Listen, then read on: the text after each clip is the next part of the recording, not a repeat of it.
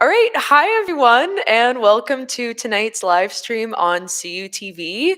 My name is Sophia, and I'll be your host for tonight's show. I'm also the station manager here at CUTV, so you've probably seen me in the station dealing with equipment rentals. So tonight I am joined by Alice. Alice, thank you for joining us from CSSDP. CSSDP stands for Canadian Students for Sensible Drug Policy, and they advocate for harm reduction services at universities and schools across Canada. And they do lots of great work that we're going to be talking about in just a few moments. I'm also going to give a little intro about CUTV. For those who don't know, we are Community University TV Concordia. We're a nonprofit organization, and we do a lot of work to help students and also community members learn how to create video content. And we also promote grassroots journalism and media. We also have an AV equipment lending library. So right now we're using CUTV equipment. Right now we're also in the CUTV studio that members can rent out and use for their own video productions. So I'd really encourage you to go onto our website at www.cutvmontreal.org to learn more about our services. So, yeah, thanks for joining me, Alice, as I mentioned before. And we're going to be talking about harm reduction at Concordia and why it's important. So, I guess to get us started, if you could just tell us a bit more about yourself and also about the work that you do with CSSDP. Okay, thank you so much for having me on the show. Mhm. So, a little bit about myself from a personal level, and then perhaps I'll talk more about the organization. But my name is Alice Gendron. I've been learning and working in harm reduction now for probably a little bit over 3 years. It's something that really caught my attention, particularly during the pandemic, because with Mm. the opioid crisis and deaths on the rise in Canada, Mhm.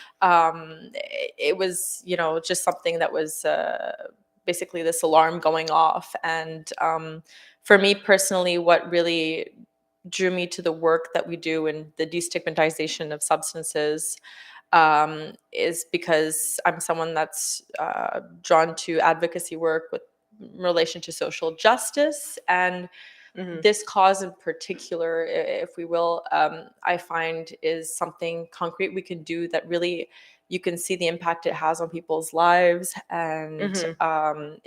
drugs have been basically weaponized throughout history to oppress certain groups. And Mhm. this is something that I find, yeah, it really, brings people together, and we can see an impact, a direct impact that can have on, basically empowering people with knowledge and reduce harm associated with drug use. So it's something that I find very motivating, and I Mhm. believe that the other members of my organization find motivating too. So I'll mention them.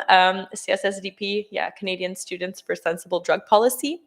We're a nationwide organization. There's a CSSDP National, that is basically a board that works really at policy change. Mhm. So their efforts are really on, pressuring government officials, putting together research work, recommendations, consultation work that will really aim at changing certain policies in regards to substances and that affect substance users. Mhm. And us at Concordia, but also the other chapters across Canada in different schools, we work more with the community. So because of our access, basically, we're on campus, we're amongst students, we have like a direct contact with people who are curious and also people who use drugs, because Mhm. most of us are, when you think about it, people drink coffee, you Mhm. know, um, Pharmaceuticals, like yeah, pharma. Advil technically counts, or is that debatable? That's kind of debatable. Like, everybody has a different kind of definition of what a drug is. For me, my cutoff Mhm. point is it like Does it it's I don't define it through like its addictive properties. Like some people like will look at sugar I have as a heard that drug. debate about, yeah, is sugar technically a drug or not? Yeah, Yeah. we Mhm. like we could get into like that like that's a whole thing. But for me Mhm. it's more like, does it alter your state of consciousness? Is it psychoactive Right. in nature? Right. Mhm. But yeah, no, the line is definitely not clear cut there. And I think that's something interesting to recognize as well, because there's a lot of these, substances that we don't see as drugs, if you will. Definitely. But And I think, yeah. yeah, like legalization has like a big part in that. Like a drug Mhm. that, is like available in a pharmacy versus one that's illegal. Obviously, we have a very different like conception of those. Or even like drugs that are like very similar, like with like Adderall, it's, fairly similar in its chemical makeup to, for instance, like methamphetamines, Mhm. from my Yeah. understanding. And but there's still this like difference in understanding that we have between the two, because one Yes. is prescribed by a doctor and then the other one is illegal, obtained on the streets, etc. Mhm. Hmm. Yeah, and this is making me think of a bunch of things, but one thing that I don't know, this is making me think of that I feel interesting to mention is there's this principle called pharmacological determination, and it's based on our perception of a drug that in itself will Mm. affect. That will have an impact on the effects that we will feel. So Right. if you Right. believe that, like I don't know, you have all of this discourse, all of this information telling you, well, Adderall is going to do this, that to you. That's going to impact your How you experience as well. experience it, and Yeah. like I guess what you would look out for like during the Yeah. experience. You might notice certain things more and even like lean into those parts of your subjective experience based on Mm. what you've heard. Like if you hear that shrooms are going to make you laugh a lot, it's likely that that's going to impact your experience. Right, because I Yeah. guess you'll like expect that to happen. Hmm. Right. Which ties into why it's important to have a very nuanced and comprehensive conversation about drugs and harm reduction, and not just go off of a fear-based messaging system. Because when you think about it, people are still going to use the drugs, but now if they're just expecting all of these bad things, well, Mm-hmm. that's going to have an impact. That's going to affect the pharmacological determination of the Yeah. experience. No, Yeah. definitely. And I think, yeah, like a big principle of harm reduction is making informed decisions. Like the Mhm. more information you have at your disposal, then the more informed the decisions that you'll make will be. Yes. So, like, I think that is a big part of it. I did just want to touch on, because, yeah, you mentioned the pandemic, and I do think it's important to highlight that the overdose crisis, from my understanding, really did get so much worse during the pandemic. And I think 2022 was like one of the worst, if not the worst year for Worst. overdoses. Like it, that's an important thing to mention. Yeah. And also what you said about like drug use intersecting with like other systems of oppression, like colonialism and racism. I think that's also a really big part of like harm reduction and harm reduction activism. Hmm. Yeah, there's so much we could go off of those ideas. I'd like to mention that during this period that you mentioned in during the pandemic, at one point, the average number of deaths per day in Canada was 26. That was like one of the peak moments, and Right. when you think of that, it's really terrible. And this has been basically this uh, pressure slash fire in the kitchen that's been Mm. um, pressuring the government and other decisional bodies to change things in relation to how we talk about drugs in Mhm. general. And it's been a moment that's resulted in the community really having to step up and issue recommendations, because it became basically too much for us to just push under the carpet, because this has been an Yes. issue. It was becoming like such a state of emergency Yeah, that something had to be done. Mhm.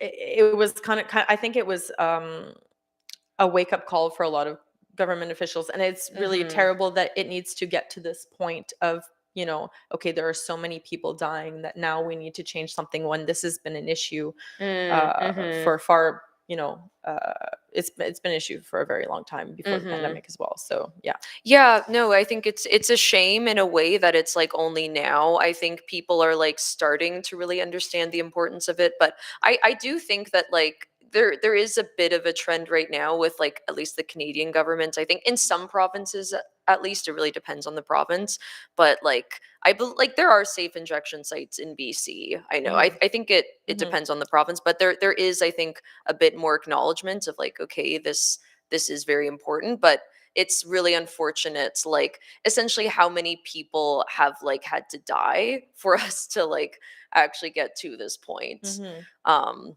yeah, no, that was like a great intro. Mhm. Great. Um, yeah. Did you want to talk about yeah, the intersectionality of like the racism and how harm reduction plays into that, or where Mhm. where do you want to take this discussion? I mean, no, no, definitely. Like, I feel like there's a lot to be said there. I mean, in Hmm. terms of like criminalization, Yeah. there's obviously like a big difference there. If you're a person of color, like Yeah. the way that you're going to be targeted for your drug use is very different. That's really just like one of the first things that comes to mind is Hmm. yeah, that intersection there with, and I think also if you look at for instance, when like cannabis became legalized in Hmm. Canada, there were still a lot of people who I believe like were incarcerated for crimes related to marijuana. A Hmm. lot of those people were people of color, a lot of them were black, and you know, like they were Hmm. still incarcerated for those things. And Yeah. just like the ways in which there is definitely like very disproportionate targeting of communities of color and drug use. Hmm. And yeah, there's a huge gap. Also, I think class intersects as well, for sure. If you're yeah, like a wealthier white person, you're not going to experience like nearly the same level of policing Yeah. for the drugs that you choose to use. So, Yeah. yeah. The criminal justice system is inherently discriminatory and biased, and so first of all, we need to acknowledge we need to acknowledge that, and Mhm. then we have to like, so what then, Mhm. that's why at CSSDP we promote the regulation and legalization and decriminalization of substances, because as long as you leave some ambiguity there, there's always going to be groups that are going to be oppressed if you're allowed to Mm, mhm. give sanctions, and then those have long lasting repercussions, like you're talking about, criminal records and having to do with cannabis possession, that can follow people, you know years down the road, make Mhm. it difficult for them to travel, to have access to employment issues, housing, access to housing, and then Mhm. it's a complex issue, because then, because of those injustices and because of those difficulties that those people face, it just sometimes can deepen some yeah, like social issues that they're experiencing, and it's not providing them support to, perhaps if they're struggling with addiction, to be able to access health services or social Mhm. services that could actually, yeah, put them in like we should be doing the contrary of making it difficult for them to access employment, and rather, Mhm. uh, Yeah, like supporting those yeah, people even supporting, more essentially yeah, rather than like incarcerating them and yeah, making it like even more difficult for them to yeah, get yeah. help to, be supported in a way that like they clearly need. Hmm. Mhm. Yeah, because like not all people, but potentially people who are using substances are using it to treat perhaps something that they're struggling with, and so it's like you're Mhm. taking people who are struggling and you're making it life more difficult for them, essentially. So Mhm. that's definitely something that needs to change in regards to that. Like, yeah, I like to say it's not everybody, because we tend to, whenever we have conversations about drugs, it Mm. tends to always go to, oh, addiction and all of these things, Yes. and Mhm. people who are in a bad place. And it's possible, but it's also possible that these drugs are actually helping those people and providing them support in ways that they can't access Mhm. any kind of alternatives, and it's helping them get through another day. And sometimes when you don't Definitely. have any other kind of thing that's, keeping you going, Mhm. that can actually be very helpful to those people. And other people, are, trying drugs, experimenting with drugs without becoming addicted. And that's also something that's, possible to have different types of relationships with psychoactive substances. No, definitely. I think that's like a really good point. Like just having a more nuanced understanding of Yeah. like the reasons people do drugs. And I think you're definitely right. It's like we hyper focus on addiction. And I think we also like to paint, yeah, just like this very stereotypical kind of like grim portrait of like, this is like a derogatory term, but like a junkie sort of, or just Mhm. like someone who's like extremely addicted. And that's also like the image that you see like a lot in the media, and it's like very like hyper saturated, but it's true that there's a lot of reasons why people do drugs. I think also just like for pleasure. Mhm. Like sometimes it's just to feel good, and that in and of itself is kind of a very politicized thing. And also like bringing in bodily autonomy as well. I think that's like another Mhm. thing that kind of comes into the discussion, is like what people just like can and can't do with their bodies Mhm. ultimately. Yeah, it's comes down to policing people's bodies Mhm. and consciousness, which, Mhm. it can come down to a very philosophical debate as well. Mhm. Definitely. Yeah, and just what you mentioned about, yeah, like the intersections with mental health. And it's true, a lot of people, have commented on how like using a certain substance is what like, kept them alive, whether that was like a legal or illegal substance. Sometimes it does come down to like, in a way, almost like using the substance be is kind of a form of harm reduction for some people, because it's like without that they would harm themselves, or like would Mhm. just like not really be able to live their lives. Mhm. And yeah, I think that definitely ties into that. Yeah.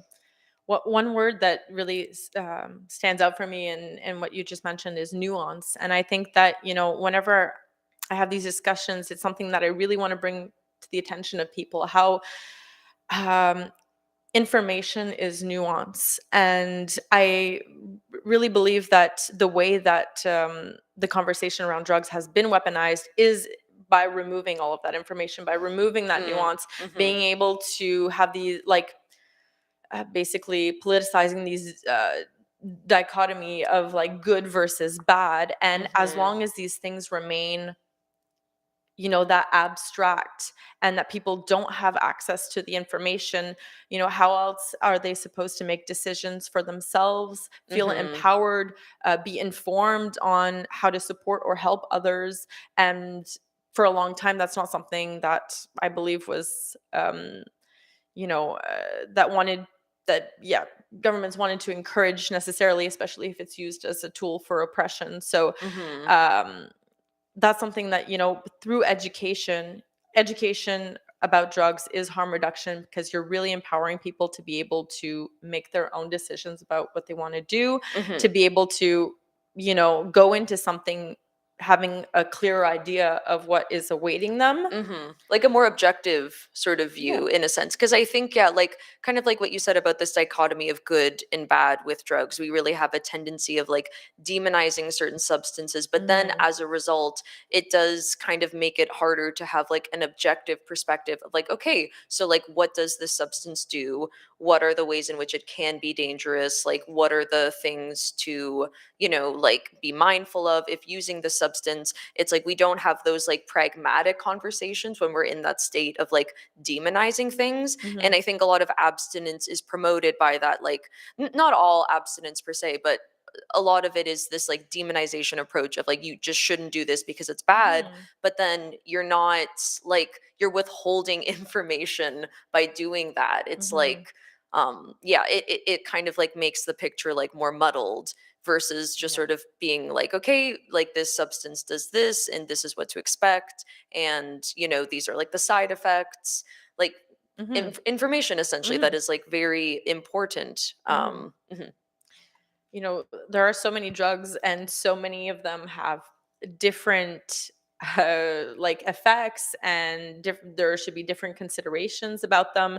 And it just so happens that we put them in this like huge category that is labeled drugs, but in reality I really believe we should have a different approach when it comes to all of these substances. Mhm. The reality is that not everybody necessarily, let's say, wants or has the time to become properly informed about all of the drugs. Mhm. So that's also why it's really important to have these reliable sources of information that can be, you know, providing support and easy access information to people who don't Mhm. necessarily want to do the work of having to read like entire books in order to Mhm. understand what are the risks associated with, you know, a certain class of drugs, you Totally. know, And like. that's where organizations like Mhm, CSSDP come in and yeah, do a lot of great work in terms of helping to like inform students, inform community members, kind of yeah. like filling that gap of like,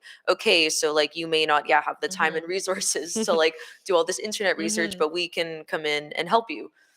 Like our job is basically to filter through all of this information and to be able to Mhm. bring it to people. And we're all, you know, I think I speak for everybody in CSSDP when I say we're all passionate about what we do, and there's so much to learn there that it intersects, you know, pharmacology and Mm. you know, behavioral neuroscience and social justice and just so many things, chemistry.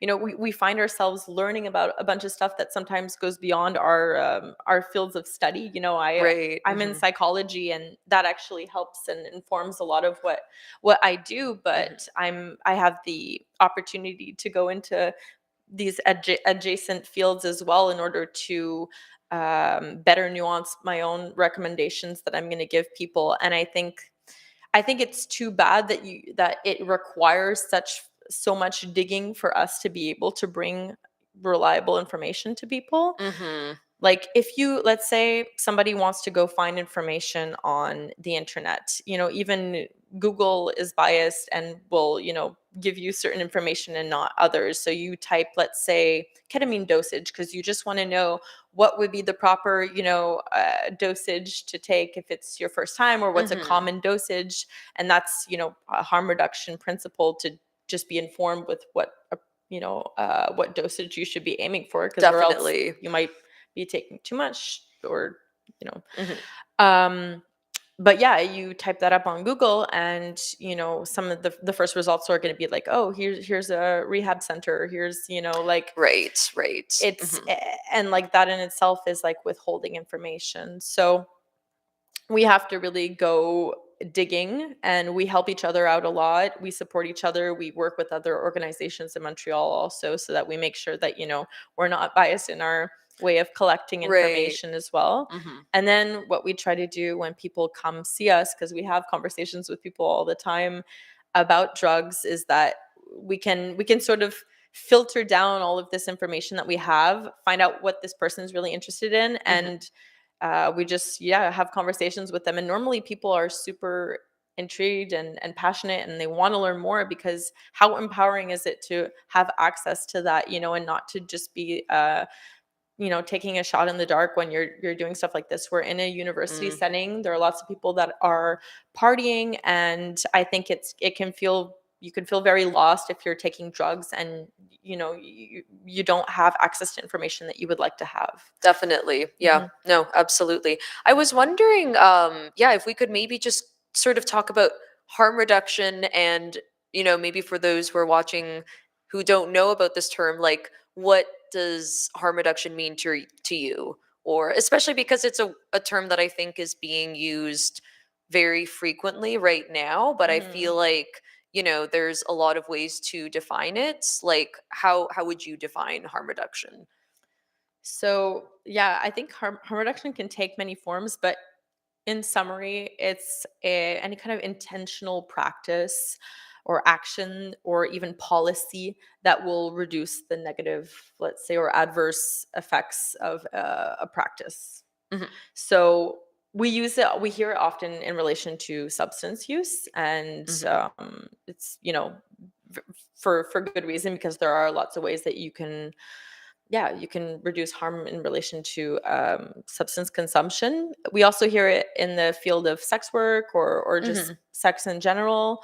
Um, it's applicable there too. But when you Mhm. think about it, the way I like to see it is that we engage in harm reduction with lots of things outside of this, is outside of drugs, outside of sex as well. Like when you think about, okay, I'm going to the beach, putting on sunscreen is harm reduction because you want to Definitely. make the most out of your day and not end up with like looking like a lobster and suffering the next day. So Mhm. that's something you do.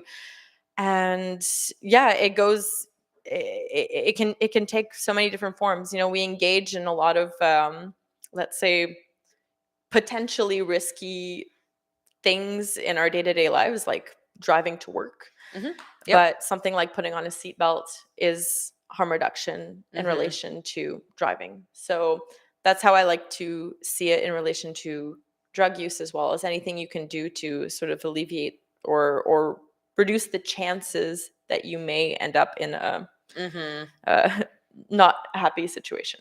Yeah, and I think to me, like, harm reduction also sort of relates to this idea that kind of like what you mentioned, it's like most of us, if not all of us, do engage in potentially risky behaviors all the time, and Hmm. it's kind of unavoidable. Like driving to work, you have to get to work, Hmm. or like going to the beach. Like, if you want to go outside and be in the sun, like you can't just tell someone, sorry, this is like a dangerous activity, like you're going to Hmm. get sunburnt. If they want to do it, they'll do it. And so wearing sunscreen is like a way of just acknowledging the fact that people will do things that are potentially risky, and there are ways to mitigate that harm. And I think also with harm reduction, it's in that sense, with like that sort of like mentality, it's like meeting people where they're at as well, and like acknowledging that you can't necessarily like control like the activities of someone,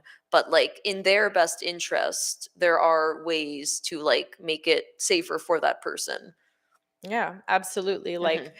there are so many things, like you said, that we engage in that are risky, and that's often an argument I hear against, like, providing harm reduction drugs, and even for abstinence, is because, oh, this is like risky, people shouldn't be doing it. Well, people are going to do it, first of all, Mhm. and then second of all, like there are, lots of options and ways that can significantly reduce harm in relation to substance use. Mhm. And so, yeah, I really believe in the power of that. And right now, I believe, in the way that I see it, is that a lot of the harm caused by drugs is actually comes from not being informed and having a lack of these harm reduction options and information out there, and Mhm. through the criminalization, and through the oppression that comes with all these labels and the stigma related to drugs, like that in itself causes a really significant amount of harm on drug users and Mhm. people who use drugs. Yeah, definitely. Yeah, I feel like it's like we've established, it's like, yeah, stigma leads to lack of information or disinformation, Yeah. Hmm. which leads to dangerous situations. It's like stigma is something that causes, a lot of danger and essentially Hmm. increases risk for people. Hmm. Mhm. And it's kind of like they inter-influence each other. Like the stigma affects like how people will go get information, because they don't even, like, some people won't even want to look this up. They're afraid that Yeah. their information is being compromised, or things, and with Mhm.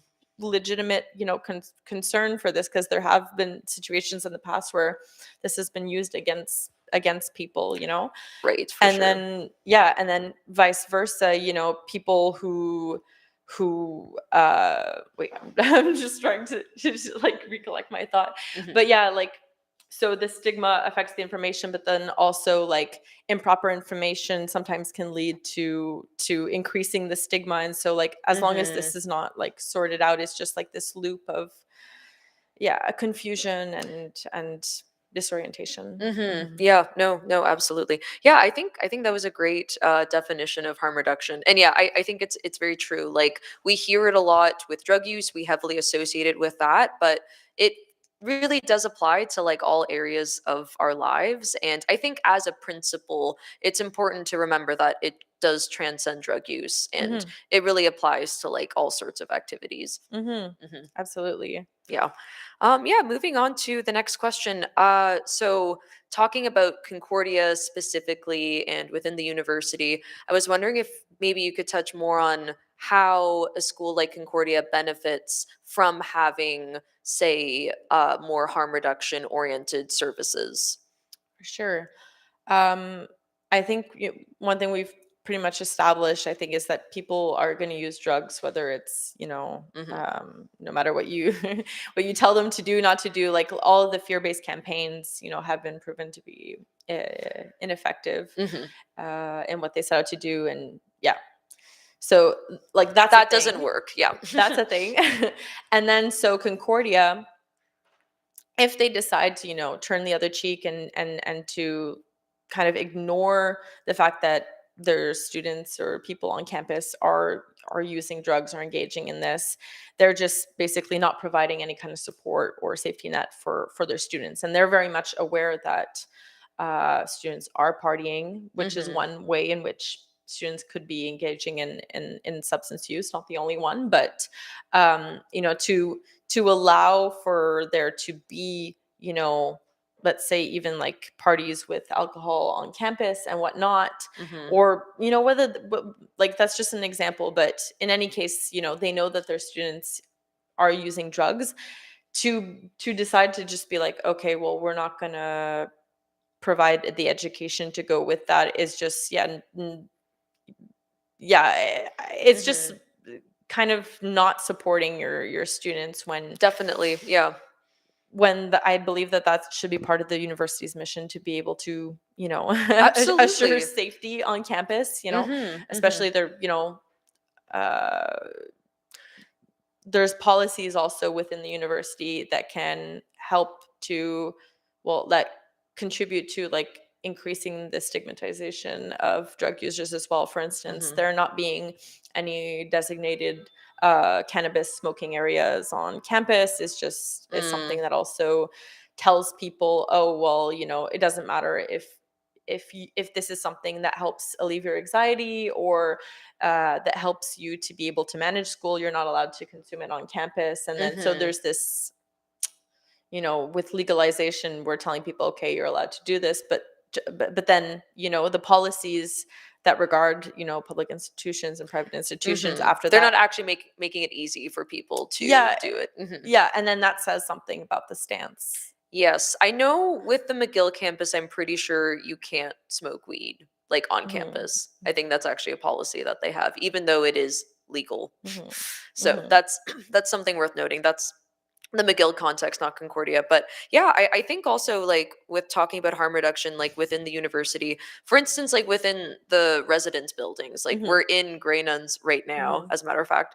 Hmm. And I know that with the residences, there are mandatory consent trainings, Hmm. for instance, Hmm. which I think, is definitely a form of like harm reduction and Hmm. also just like an essential thing to be offering. But it is something that factors in like the safety of students and thinking about like especially the fact that most students in residence are younger as Hmm. well, and a lot of them have not lived alone before and are moving out of like their parents houses and are just like very new to like I guess like this like more independent adult world. And so there's a certain level of responsibility that I think the university has in, Yeah. yeah, like you mentioned, like supporting them. And so I feel like with the consent workshops, that's something that has been more recently implemented at the Hmm. university, but that is like an important step in ensuring that the safety of the students is being prioritized. And Hmm. so I think with like harm reduction services, that's an extension of like that similar sort of mentality of just ultimately making sure that the students are safe and Hmm. that their needs are being looked after. And especially if they don't have a lot of information, like are coming from a high school where they Hmm. had hardly any education Hmm. around drug use as well. and then are entering a university where potentially they're going to be exposed to a lot of drug use, Mm-hmm. and they don't have information, then they will make uninformed decisions potentially, which isn't, the best way of practicing harm reduction. Mm-hmm. For sure. Most students' integration to university life is through frosh and is through like these big parties that kick off their university degree. And that is something that we do and other organizations also do, is help train frosh leaders on how to administer naloxone, for instance, Mhm. and how to recognize an overdose and how to support, let's say, their froshies or the newcomers. um and yeah, my point of view on this is that we need to do more. We always need to do more. Right now we've Mhm. actually been in contact with Grey Nuns, Great. to Mhm. actually um, do some tabling events within the residency Mhm. and stuff like that, just to provide more support to students. But it's the bureaucracy of things Mhm. just makes for a very slow process, and everything that we say gets triple, quadruple revised and like cut Right. down. And like, I'm not pointing anybody in particular right now, but it's just in our work in general, it becomes very hard to make a little bit of progress when we need a lot of it, and we need it Right. kind of now. So Yeah, because from my understanding, like the administration is very careful about these sorts of things mhm. as well, especially when there's like anything, relating Yeah. to like concerns around the law. Yeah, Mhm. they are, very nitpicky and careful about how these things are carried out. Yeah, when it comes to administration, I'm not gonna, like, I'm not talking, like, let's just say in general administration. There's oftentimes this kind of conflict going on. It's like, oh yes, we know, we've seen the reports, we like the evidence based, the Hmm. research that provides support for the benefits of harm reduction. We know that this will have a positive impact on the safety of people in this organization. Hmm. But after that, like, how do we look when we openly support this, and Hmm. it often comes down to that. It's like, how will we look to shareholders, how will we look to Right. donors, how will we look Right. to the outside eye? And so that's why one of the big pillars of CSSDP, and like, this kind of work in general, comes down to the destigmatization, because Mm-hmm. it's through our perception of these things that there can, I think, be a lot of change that happens, because that's where we always hit the roadblock. There'll always be somebody that will be like, yeah, but how do we look? We look like we're encouraging, Hmm. we're telling people they can use drugs, when in reality, like we said, people are using them. We're Hmm. not encouraging anybody, we're just providing like a safety net. Mhm, mhm. Yeah, yeah, no, definitely. Um, yeah, I was wondering if you could maybe break down just a bit more, like what exactly CSSDP does, I guess, at Concordia Mhm. and within Montreal. Like breaking down, you mentioned, for instance, at Grey Nuns, like the tabling.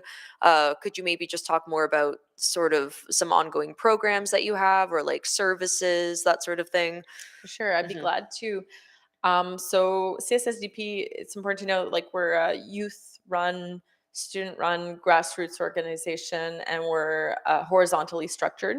So people in the club really can decide to take on whatever kind of project that they want to take on. We Hmm. we have meetings where we, make sure that we're all aligned and we all kind of want to go forward with things, but people can really lead their own projects. And so Mm.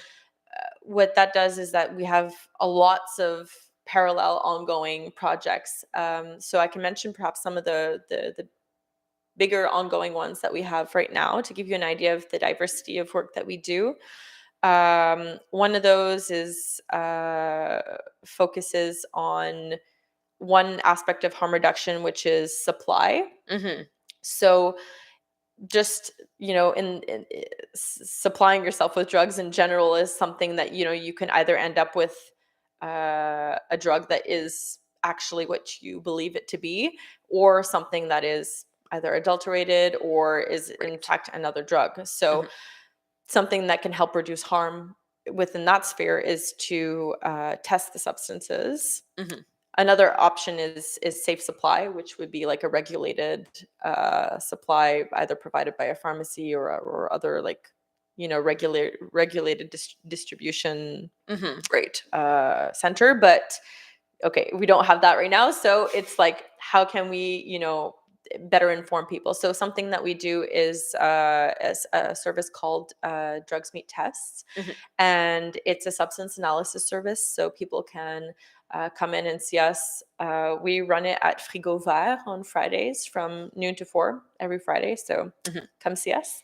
And yeah, what we do is like we have conversations with people. We try to meet people where they're at. We ask how much time they have, if they want to discuss it. Sometimes they just want to figure out what their believed substance is, or if it is what they believe it is. Mhm. So we can provide them with a series of tests that can help. Basically, it can't confirm if a drug is actually what it is, but it can Right. definitely, because yeah, That is important to there are note. some Yeah. limitations to to substance analysis, but it can definitely provide a better idea of, okay, is this actually what I think it is? Mhm. And then with that service, we'll also go into conversations normally with people, and people often have questions, so we're there also to just talk harm reduction with them. So that's one of our services. But then we do other things that are, let's say, focused more on the destigmatization of substances. So one of them is more of like a social event. It's really fun. It's called Drug Tales, and I did go to a past Drug yes, Tales event. Yeah. yes. Did you enjoy your experience? Yeah, no, it was a great time.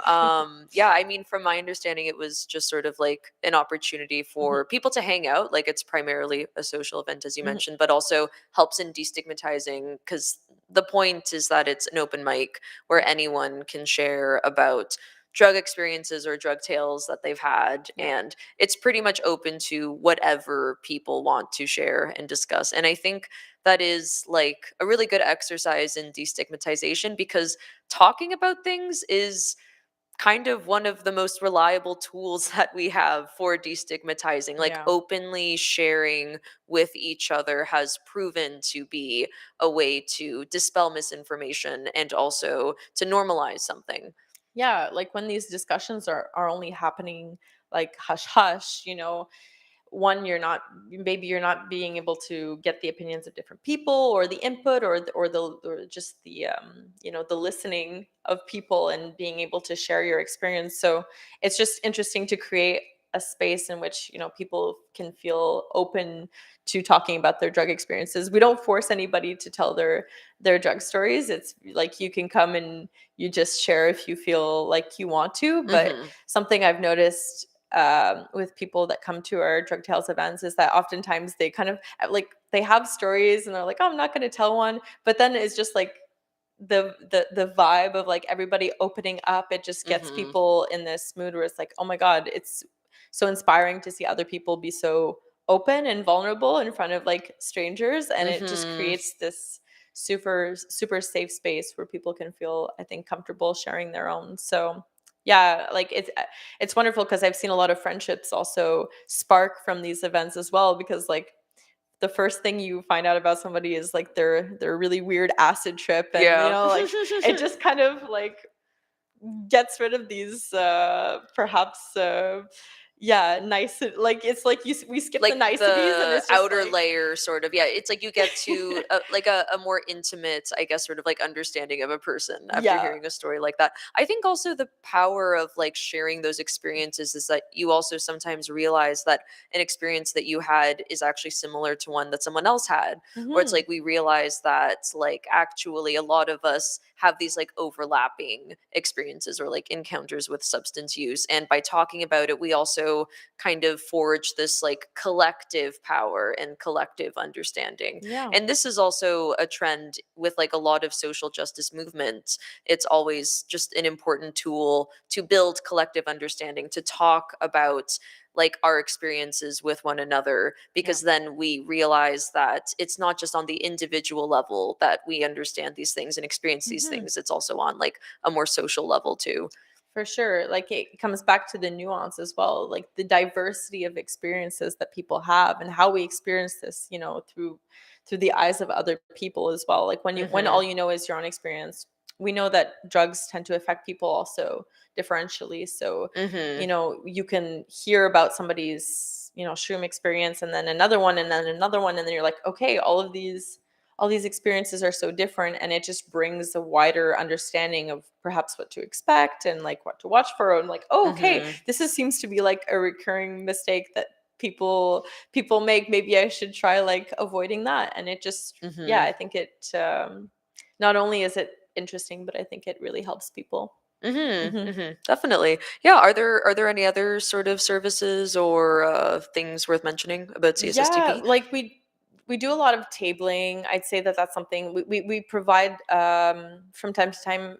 We provide naloxone training. So Great. uh, I'm guessing a lot of you have heard of, Narcan and naloxone, and but I'll just kind of restate what that's for, because it's an Mhm. important harm reduction tool.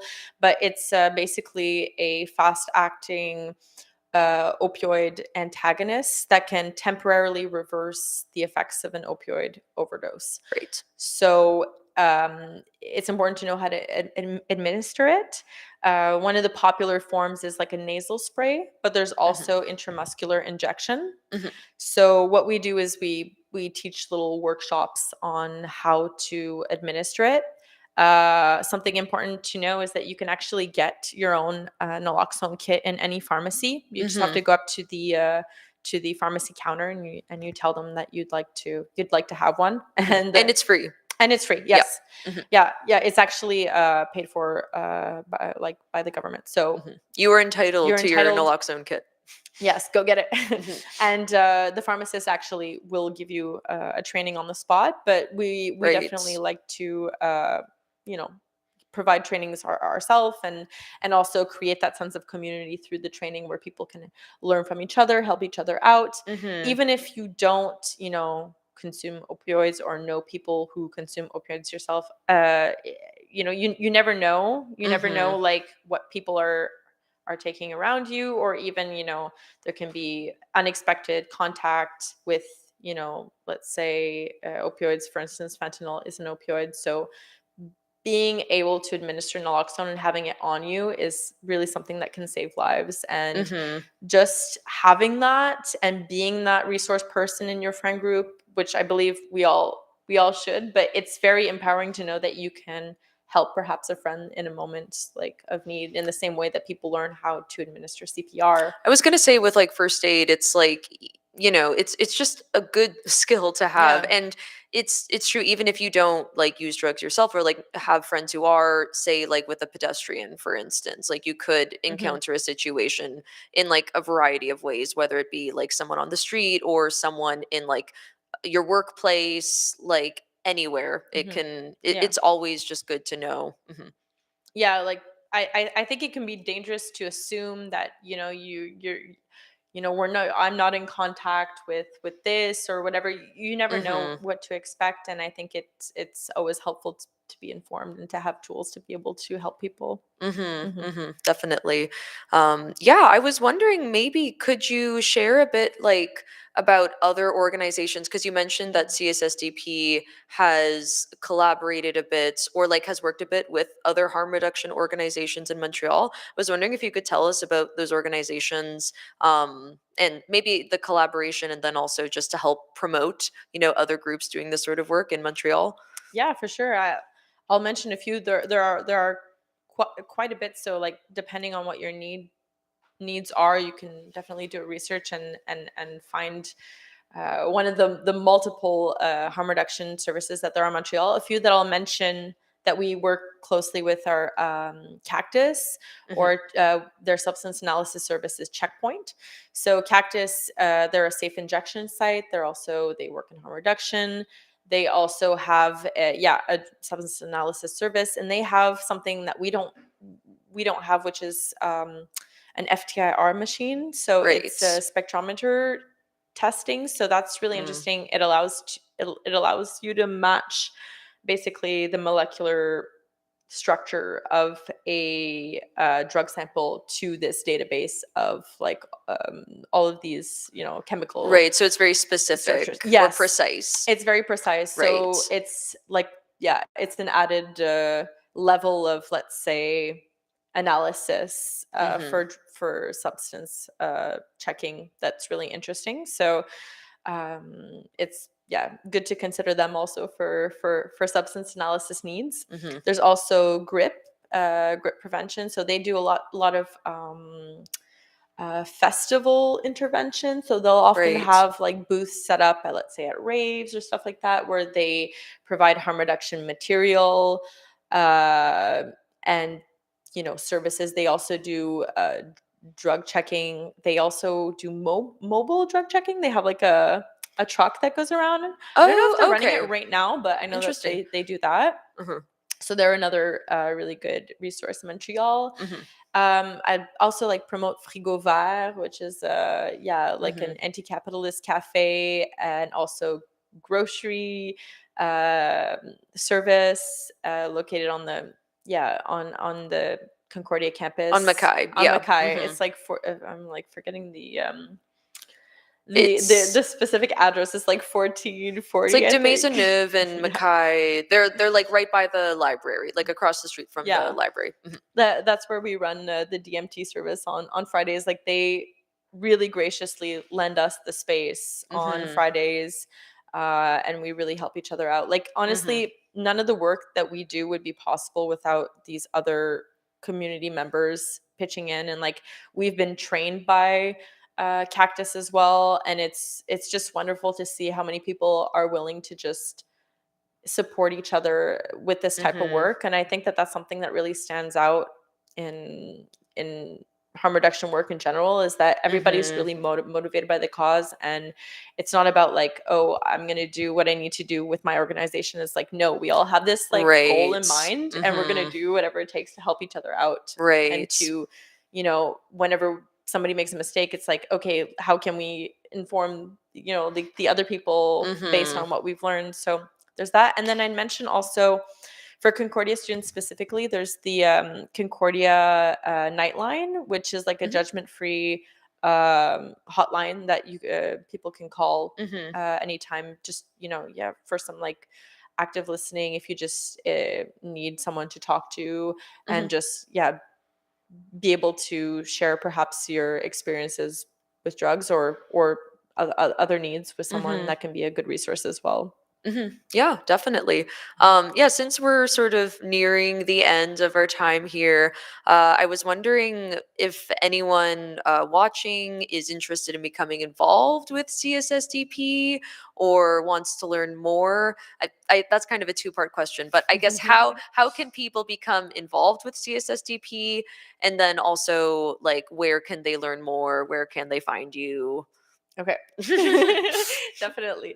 Okay, so I encourage anybody who has an interest in this to join. You don't need to know everything that there is to know, because, we're always learning, and we're Mhm. always teaching ourselves more about the subject. So, like, if you just have a curiosity, you want to join, maybe you want to be on the sidelines, maybe you want to be very involved, anything is possible. Mhm. I'd say send us either an email. So our email is concordia at cssdp.ca. I'm just That like, sounds right, yeah. It's hard with emails sometimes, yeah, I'm like, like, is it CS? Is remembering. it .ca or no? It's .ca. We can also in the comments put We'll yeah. we'll put it in the comments to be Mhm, sure.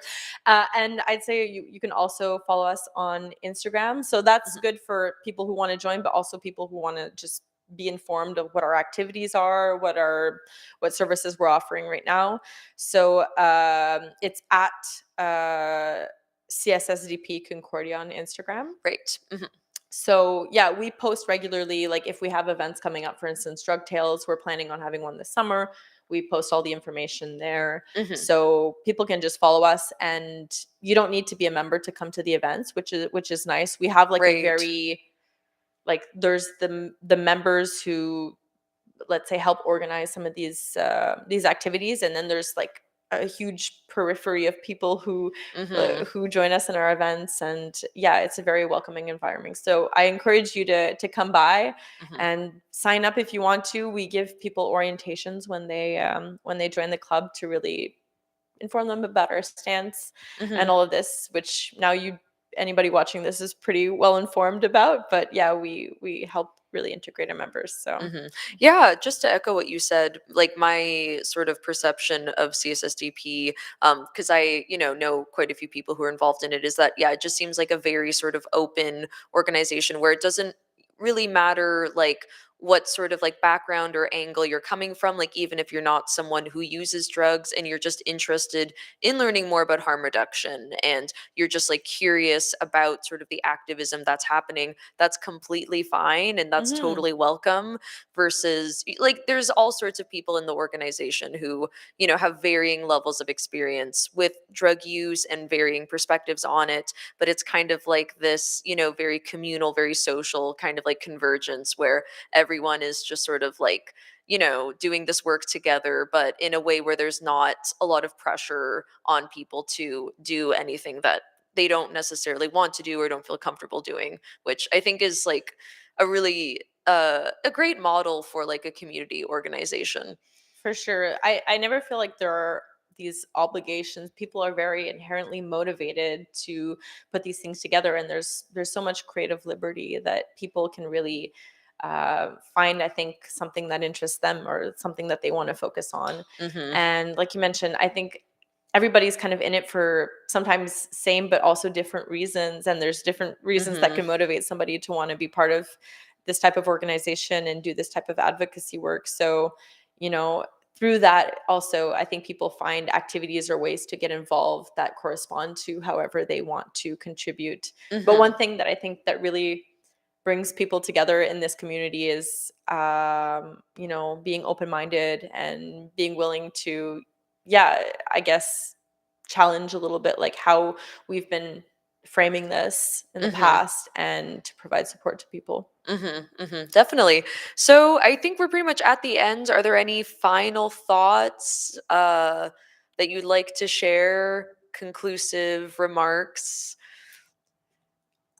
I'm like afraid of like saying something because then I feel like I'll like like go deep into a I discussion. we What I did would cover say, a lot of ground. Yep. what I'd say is just, myself and anybody in CSSDP, we're always happy to talk about this. Mhm. And if you come to our events, if you see us, like, don't hesitate to like spark up a conversation with us, because Mhm. yeah, we're always happy to talk about this. And even if we don't have the answers, like, that's how we help each other out, and we go looking for them together.